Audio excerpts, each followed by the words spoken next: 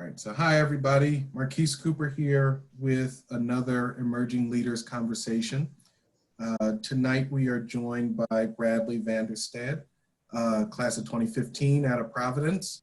And Bradley will just kind of, go right into some of the things that we wanted to talk about, but I'll give you the floor if you want to just give a quick introduction of who you are, what you do, and going from there. Yeah, sure, absolutely. Well, thanks so much for hosting this, Marquise. My name is Bradley VanDerStad. I am a Johnson Wales alumni, class of 15, like you said.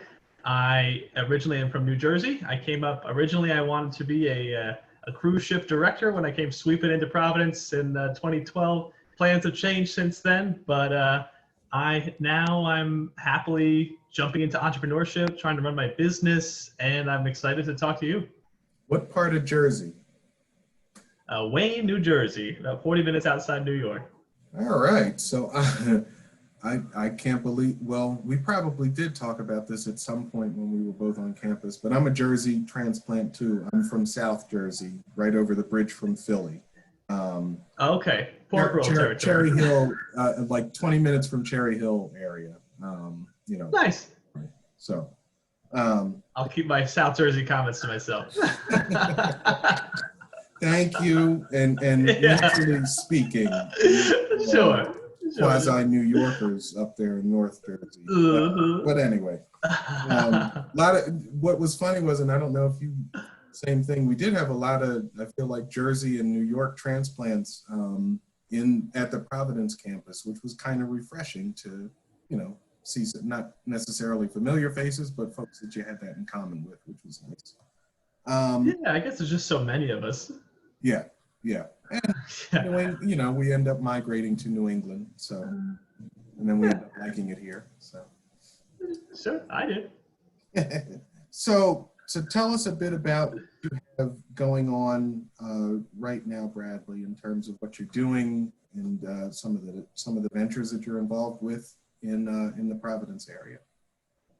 Yeah, sure. So I'll preface by saying I probably took a less traditional path post-college, but I'm learning more and more that no one has a path that could be scripted by a university catalog or something like that. So after I left college, I stayed in hotels a little bit longer before deciding that, the hotel life specifically wasn't exactly for me. I wanted to be a bit more independent. I wanted to have a little bit more agency over what I was doing. And I wanted to feel like what I was doing was really meaningful in the community. And I was lacking that as a front desk agent. So I decided to do some volunteer work. I went to California to work with AmeriCorps for 9 months. I did Habitat for Humanity building out there and worked in a national park in Utah. Which was really cool. Really gave me some perspective about, I had in college, I've been focusing a lot on profit and business because I have a business management degree, but getting out and doing the philanthropic side, it's a government program, really gives you a much rounder perspective. And then I went to North Carolina and did Teach for America in Charlotte. So that was a whole nother thing, the public school system and working with folks, marginalized folks, young people who grew up in very different scenarios than I have. It really rounded out my perspective on the world. And now I'm back in Providence because I loved it. I realized when I was in those other two places that I couldn't stop talking about how wonderful Providence was. Couldn't keep it to myself. And so when I left TFA, I had to decide where am I going with my life. And I set up back in Providence, Rhode Island, and started a tour company because of how much I love it. So instead of yapping my friends' ears off about it, I could actually talk to people who would be interested in learning about it. They would pay for a tour experience. So that's what I've been doing since. My tour company is growing. It's not enough at this point to live off of completely. So I've worked at a whole bunch of different odd jobs in order to sustain myself while my business grows. I've worked with the Greater Providence Chamber of Commerce. I've worked at a number of hotels. And I'm currently working with the United States Census Bureau.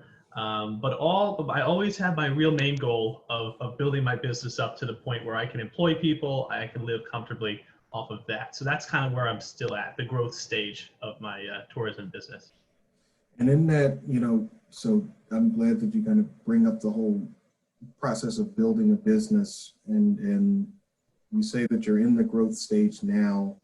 What's been, because I'm sure a lot of alumni that'll see this and even some current students that might have, some interest in doing that. Anything in terms of, great lessons or just aha moments that you've had kind of going along in building your own, in building your own venture? Yeah, there's been a lot. In fact, I didn't realize how much more learning I was going to do post-college. I thought that, I go to college, I took an accounting class, took a management class, customer service class, I got it, right? But that was absolutely not the case. That college provided an awesome foundation for what I was going to learn more about. But yeah, when you're a one-man shop at the moment and you're developing all your own marketing materials, you have to keep track of your own books, you have to do all these things. It's a lot of learning. It's a lot of growth in a quick amount of time if you don't have other ways to manage your money, because you got to be able to sustain yourself.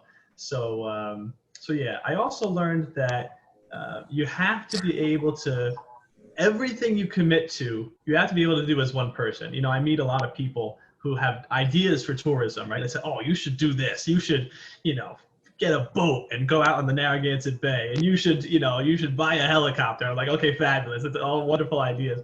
But actually doing something is totally different from the ideation bit of it. And I only commit to tangible things that I can bite off to make sure I can control it myself.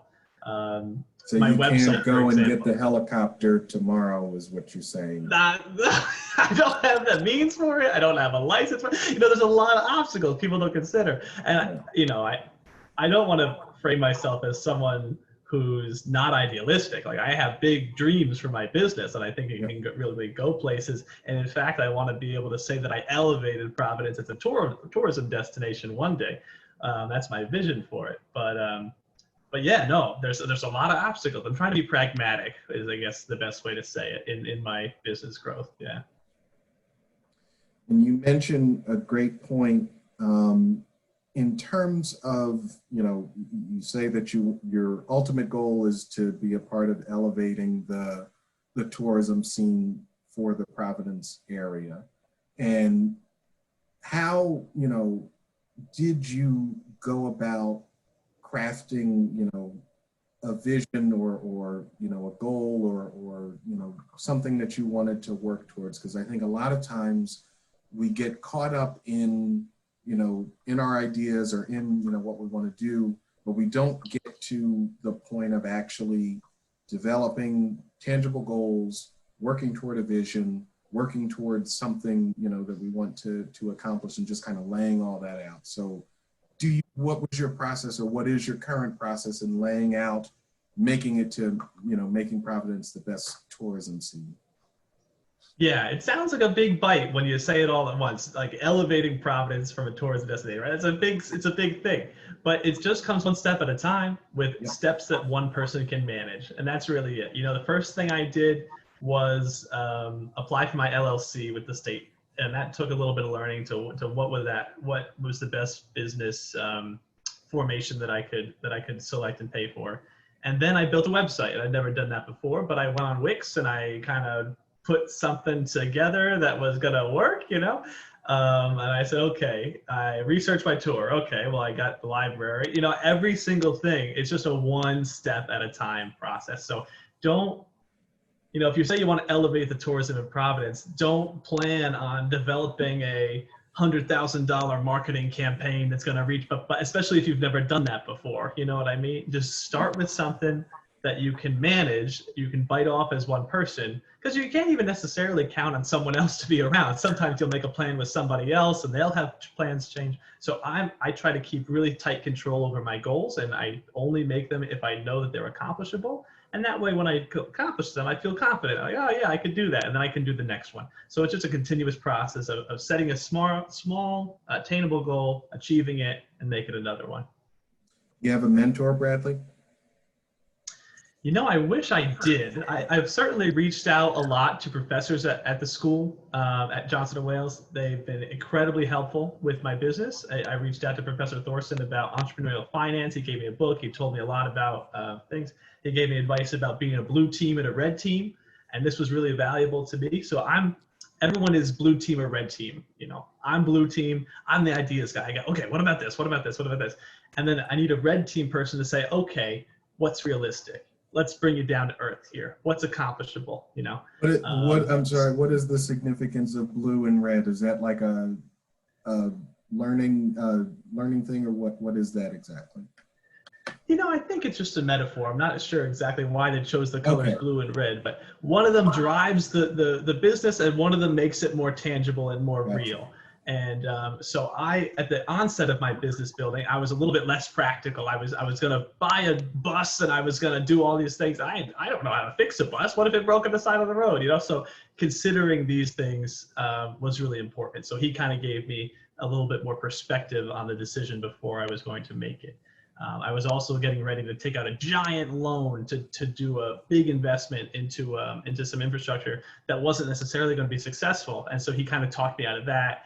You know, just kind of made it more reasonable, made it one step at a time, something that a college grad like myself could bite off rather than jumping into this big thing. You know? And that's good to hear, even if, you know, folks don't have formal mentors or formal, you know, guides or whatever. It's nice to know that, you know, you're still able to find some type of resource to even just help you lay out some of the practicality of things that you want to do, as opposed to just giving you a pat on the back and saying go for it.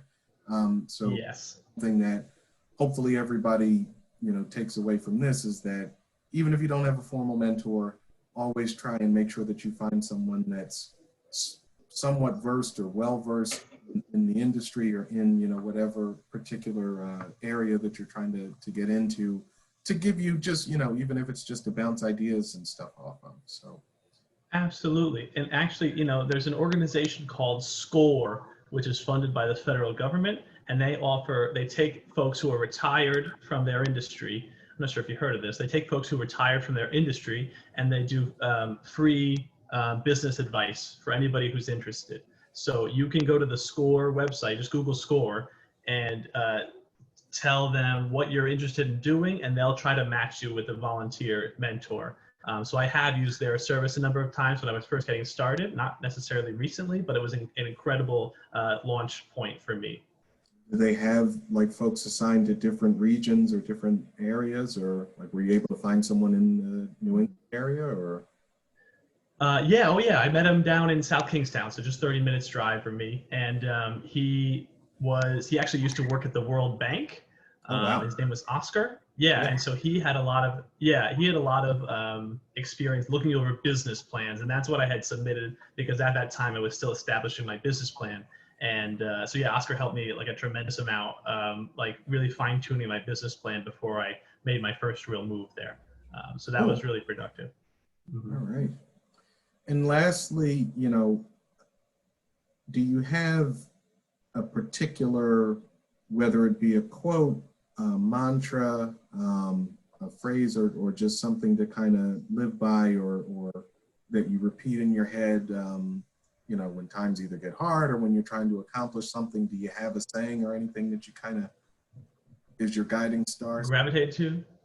Well, I don't know that I have a saying, but I do have a piece of advice that really has stuck with me for a long time. When I was out volunteering in AmeriCorps, one of the guys who was running the place had just come back.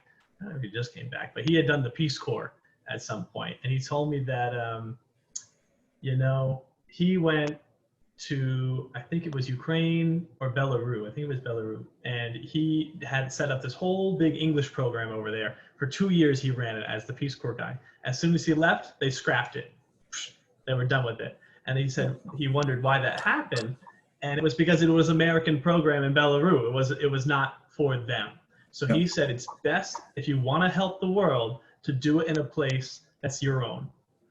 So I have decided, based on that advice, I was thinking what I was going to do, but that definitely helped me decide to stay in this community, to focus my efforts on a place that I was able to navigate and able to really make a serious impact, serious lasting impact. So that's something that I've lived by. That is awesome. And I think that we will end on that. Bradley, thank you so much. Yeah, thank you, Marquise. I appreciate it. Right.